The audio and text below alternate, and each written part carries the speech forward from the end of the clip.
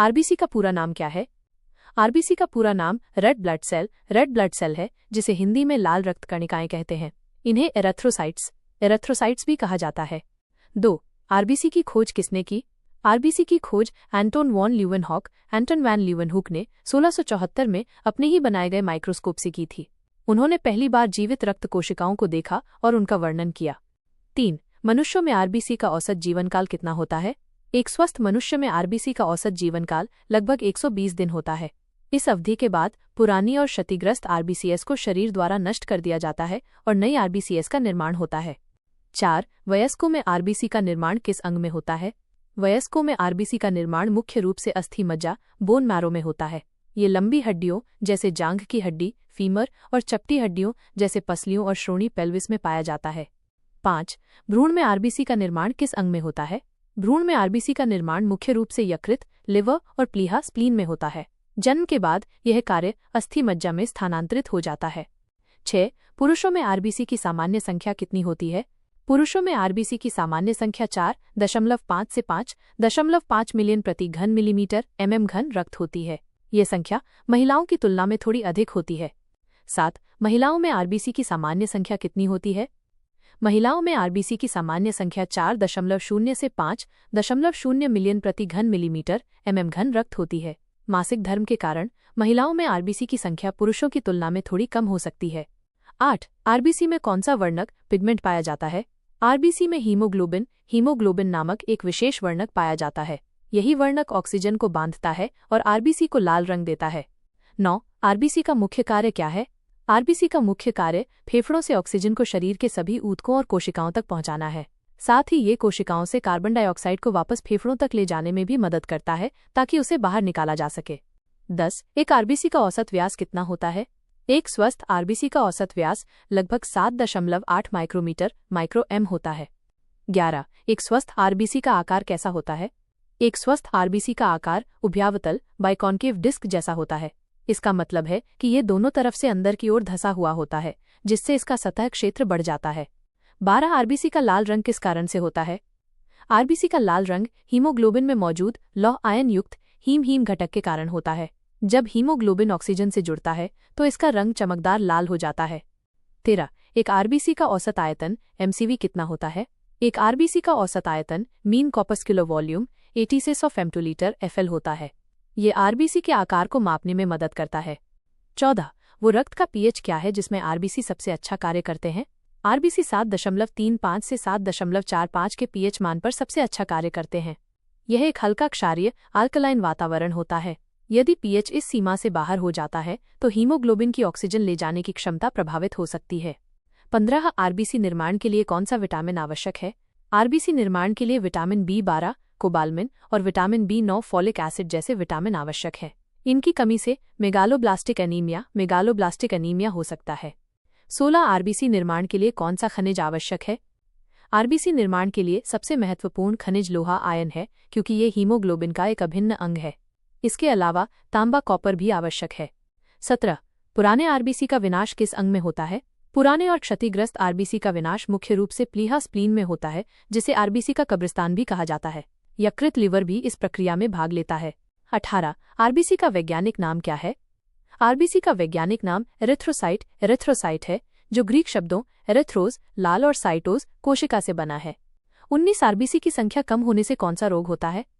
RBC की संख्या या हीमोग्लोबिन की मात्रा कम होने से एनीमिया नामक रोग होता है। इससे व्यक्ति को थकान, कमजोरी और सांस फूलने जैसी समस्याएं होती हैं। 20. आरबीसी निर्माण को कौन सा हार्मोन उत्तेजित करता है? आरबीसी निर्माण को एरिथ्रोपोइटिन नामक हार्मोन उत्तेजित करता है। ये हार्मोन अस्थि मज्जा को अधिक आरबीसी बनाने का संकेत देता है। लाल रक्त कणिकाओं से संबंधित अन्य महत्वपूर्ण प्रश्न।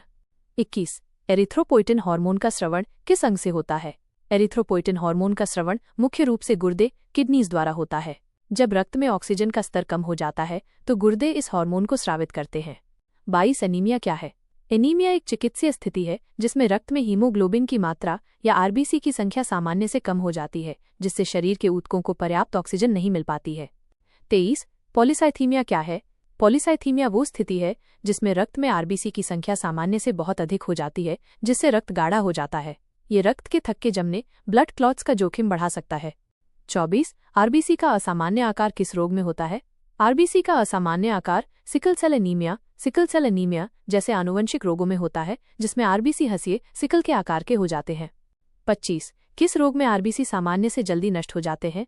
हीमोलाइटिक एनीमिया नामक रोग में आरबीसी सामान्य 120 दिनों के बजाय बहुत जल्दी नष्ट हो जाते हैं, जिससे शरीर में आरबीसी की कमी हो जाती है।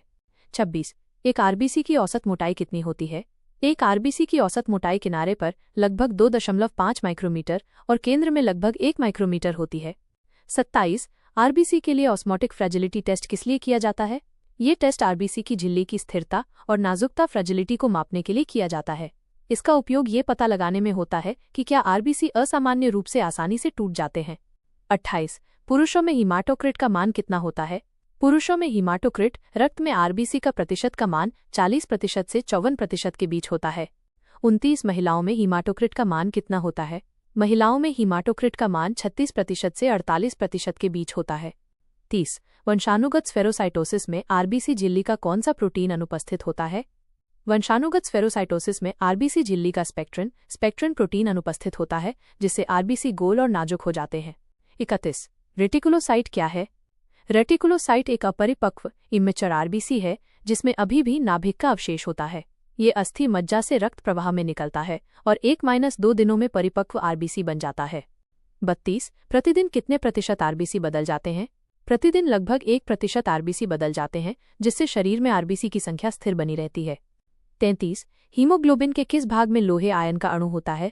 हीमोग्लोबिन के हीम में नामक भाग में लोहे का अणु होता है। प्रत्येक हीमोग्लोबिन अणु में 4 हीम समूह होते हैं। 34 आरबीसी के नष्ट होने के बाद हीमोग्लोबिन का क्या होता है? आरबीसी के नष्ट होने के बाद हीमोग्लोबिन हीम और ग्लोबिन नामक प्रोटीन में टूट जाता है। ग्लोबिन को अमीनो एसिड में तोड़ दिया जाता है, जबकि हीम को बिलीरुबिन में बदल दिया जाता है। 35 बिलीरुबिन क्या है? बिलीरुबिन एक पीला वर्णक येलो पिगमेंट है जो हीम के अपघटन से बनता है। इसे यकृत द्वारा पित्त में मिला दिया जाता है और मल के माध्यम से शरीर से बाहर निकाला जाता है। 36 आरबीसी की झिल्ली पर कौन सा रक्त समूह तंत्र पाया जाता है? आरबीसी की झिल्ली पर एबीओ रक्त समूह तंत्र और आरएच कारक जैसे प्रतिजन एंटीजेंस पाए जाते हैं, जो व्यक्ति के रक्त समूह को निर्धारित करते हैं। 37 आरबीसी झिल्ली में कौन सी शर्करा पाई जाती है? आरबीसी झिल्ली में ग्लाइकोप्रोटीन और ग्लाइकोलिपिड के रूप में शर्करा पाई जाती है। ये शर्करा ही एबीओ रक्त समूह प्रतिजन का हिस्सा होती है। 38 आरबीसी में नाभिक न्यूक्लियस क्यों नहीं होता है? नाभिक की अनुपस्थिति से आरबीसी में अधिक जगह बनती है, जिससे ये अधिक हीमोग्लोबिन और अधिक ऑक्सीजन ले जा पाता है। ये आरबीसी को लचीला भी बनाता है, जिससे वे छोटी रक्त वाहिकाओं से गुजर पाते हैं। 39 आरबीसी का आकार गैस विनिमय में कैसे मदद करता है? इसका उभयावतल बिकॉनकेव आकार सतह क्षेत्र को बढ़ाता है। इस बढ़े हुए सतह क्षेत्र के कारण ऑक्सीजन और कार्बन डाइऑक्साइड का विनिमय अधिक तेजी और कुशलता से हो पाता है। 40 1 घन मिलीमीटर मानव रक्त में आरबीसी की औसत संख्या कितनी होती है? 1 घन मिलीमीटर माइक्रोलीटर मानव रक्त में आरबीसी की औसत संख्या 4.5 से 5.5 मिलियन होती है। 41 आरबीसी के अत्यधिक विनाश से कौन सी स्थिति उत्पन्न होती है? आरबीसी के अत्यधिक विनाश से पीलिया जॉन्डिस हो सकता है, क्योंकि हीमोग्लोबिन के टूटने से अत्यधिक बिलीरुबिन बनता है, जो रक्त में जमा हो जाता है। 42 सिकल सेल एनीमिया क्या है? सिकल सेल एनीमिया एक आनुवंशिक रक्त विकार है, जिसमें आरबीसी का आकार सामान्य उभयावतल डिस्क के बजाय हंसिए सिकल के आकार का हो जाता है। ये कोशिकाएं लचीली नहीं होती और रक्त वाहिकाओं में फंस सकती हैं। 43 सिकल सेल एनीमिया किस जीन के उत्परिवर्तन से होता है? ये रोग हीमोग्लोबिन बीटा श्रृंखला हीमोग्लोबिन बीटा चेन बनाने वाले जीन में उत्परिवर्तन से होता है। 44 हीमोलाइसिस क्या है? हीमोलाइसिस आरबीसी के टूटने या नष्ट होने की प्रक्रिया है, जिससे हीमोग्लोबिन रक्त प्लाज्मा में मुक्त हो जाता है। यह एक सामान्य प्रक्रिया भी हो सकती है या किसी रोग का लक्षण भी। 45 रूलेव निर्माण रूलो फॉर्मेशन क्या है? रूलेव निर्माण वो स्थिति है जिसमें आरबीसी सिक्के के ढेर की तरह एक दूसरे के ऊपर चिपककर श्रृंखलाएं बनाते हैं। ये अक्सर सूजन इन्फ्लेमेशन या कुछ बीमारियों में देखा जाता है, जहां रक्त में प्रोटीन का स्तर बढ़ जाता है। 46 आरबीसी की गिनती मापने के लिए कौन सा रक्त परीक्षण किया जाता है? आरबीसी की गिनती मापने के लिए पूर्ण रक्त गणना कंप्लीट ब्लड काउंट सीबीसी नामक एक मानक रक्त परीक्षण किया जाता है, जिसमें अन्य रक्त कोशिकाओं की भी गिनती होती है। 47 ईएसआर एरिथ्रोसाइट सेडिमेंटेशन रेट क्या है? ईएसआर एक रक्त परीक्षण है जो ये मापता है कि आरबीसी 1 घंटे में एक ऊर्ध्वाधर ट्यूब में कितनी तेजी से नीचे बैठते हैं। ईएसआर का बढ़ा हुआ मान शरीर में सूजन या संक्रमण का संकेत हो सकता है। 48 प्लीहा स्प्लीन का कौन सा भाग पुराने आरबीसी को नष्ट करता है? प्लीहा के लाल मज्जा रेड पल्प भाग में मैक्रोफेजेस नामक कोशिकाएं पुराने, क्षतिग्रस्त और मृत आरबीसी को नष्ट करती हैं। 49 आरबीसी के जीवित रहने के लिए सामान्य परासरण दाब ऑस्मोटिक प्रेशर कितना होना चाहिए? आरबीसी के जीवित रहने के लिए रक्त का परासरण दाब 285 से 295 मॉस्मोल के बीच होना चाहिए। यदि परासरण दाब इस सीमा से बाहर होता है तो आरबीसी सिकुड़ या फट सकते हैं। 50 सूक्ष्मदर्शी में आरबीसी लाल क्यों दिखाई देते हैं? सूक्ष्मदर्शी में आरबीसी लाल दिखाई देते हैं क्योंकि उनमें मौजूद हीमोग्लोबिन प्रकाश के नीले हरे भाग को अवशोषित करता है और लाल भाग को परावर्तित करता है।